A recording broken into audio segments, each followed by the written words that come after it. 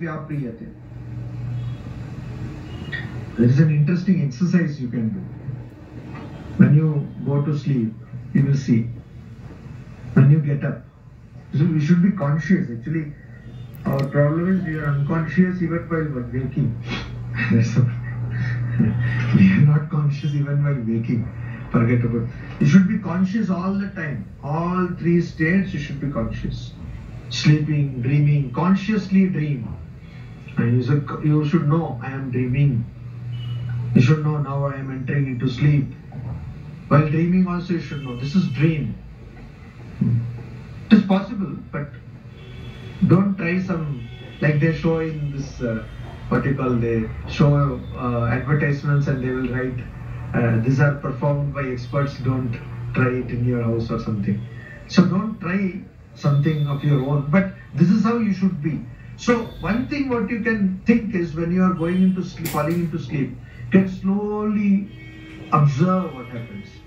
You will see slowly your body is withdrawing the superimposition. Your mind is withdrawing the superimposition from the body.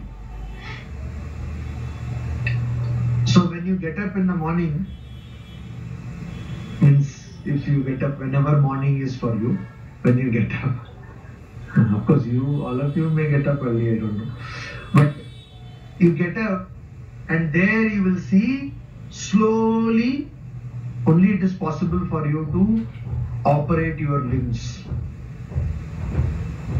You cannot just like that get up and start doing things. It's not possible.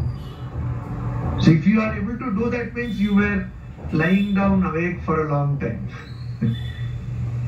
But if you get up from sleep and immediately you cannot do things, you ask a person, you give a person a pen. Even young people, it's not only for old people or something. Anybody, even a child, you give a pen to that person and say, write, sign.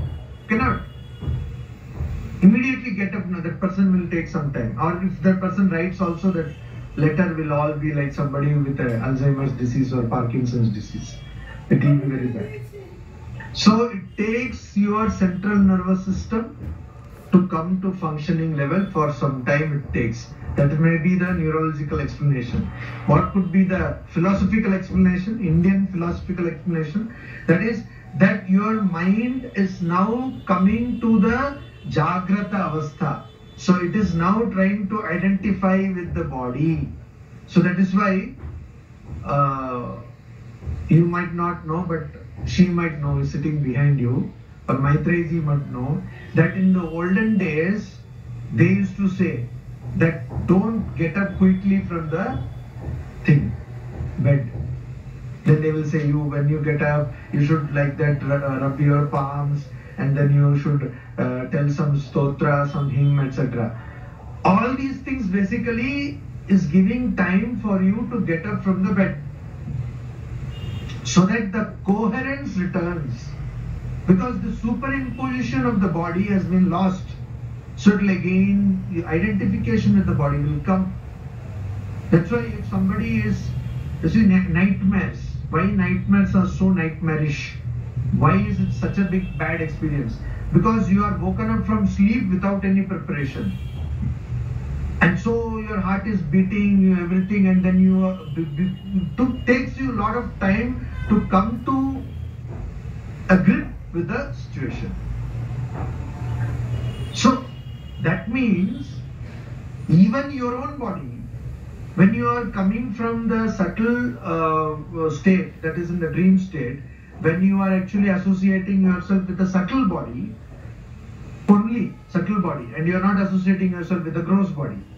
Because in dream state you are running, but your body is not running. Body is lying supine. So when that happens, even for coming from your own body, from subtle to the gross, it takes time.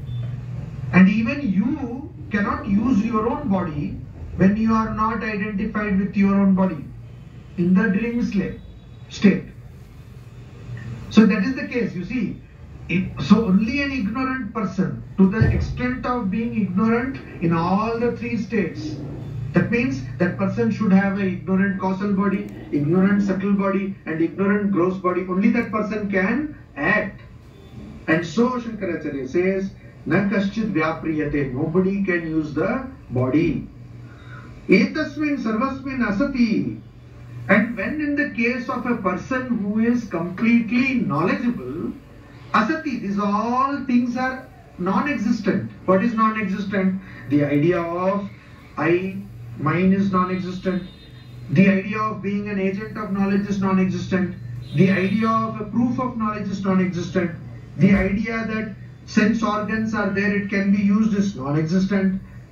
And then he or she cannot use the means of knowledge.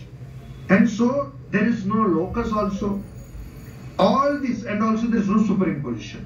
So nothing is existent, and so asangasya atmanah, unattached self. Self that is not attached, that means knowledgeable. Pramatratva, now upapadyate. Knowership does not happen. Now upapadyate is not intelligible, is not cognized. Who will know whom? Who will know whom? Salt doll example. The salt doll went to measure the ocean, but the salt doll became the ocean. Instead of saying salt doll got dissolved in the ocean, that means it could not measure. It became the ocean.